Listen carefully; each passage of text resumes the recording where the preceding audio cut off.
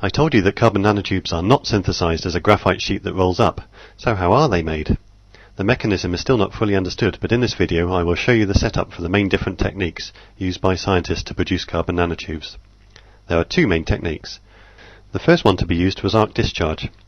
This is the chamber for the arc discharge, which is filled with an unreactive gas. Inside, two rods of graphite will be placed and we will apply a current. One of the rods will be the anode and the other will be the cathode. When the two rods are brought together and the current is applied, a spark is produced between the rods, which instantly vaporizes the tip of one of the rods, and this carbon gas forms the nanotubes. Black soot is produced and starts to cover the whole chamber, including the window, so after a while we can't see anything anymore. When we open the chamber, we can see how the anode is being consumed, and the black powder is deposited everywhere around. On the cathode there is also black powder, where we will find carbon nanotubes, normally with 20 to 30 walls. Although if we also include a metal catalyst in the anode, we can obtain single-walled nanotubes. The nanotubes made with this technique are quite perfect, free of defects, but the problem is that there are another bunch of carbon forms that are also produced, so then it is very difficult to separate them. It's also hard to make a lot this way. The other main technique is chemical vapor deposition, but it is most commonly known by its abbreviation, CVD. In this case, the starting material is not graphite, but some carbon-based gas, a hydrocarbon. We also need a metal catalyst to form tiny particles which will act like seeds. In this CVD machine at Oxford University, the metal is included in the starting molecules. They use ferrocene, which contains one iron atom per molecule. The young scientist takes a clean tube and sets up the experiment.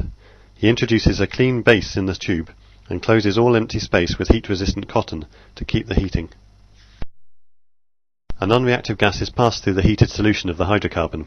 The mixture passes through the furnace where the temperature can be from 300 up to 1150 degrees C.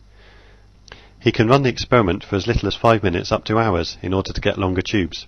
Once the experiment is finished, he collects nanotubes from the soot stuck on the tube sides, and also the base, previously clean, which now has nanotubes all over it. CVD is probably the most promising method to produce carbon nanotubes for industrial use. It is easy to introduce other elements such as boron or nitrogen in the starting chemical. The diameter of the tubes can be chosen by the size of the metal catalyst particles. Also, we can grow the tubes on the surface, which helps for future applications. Arc discharge and CVD are the most common techniques, but there are others, like laser ablation. In this technique, a laser is used to vaporize the carbon atoms from a graphite target. Laser ablation normally produces single-walled nanotubes. Another less common technique is electrolysis. This technique is in some ways similar to the arc discharge, because it also uses two graphite electrodes. But in this case the electrodes are immersed in molten ionic salts. With this technique only multi-walled nanotubes are produced.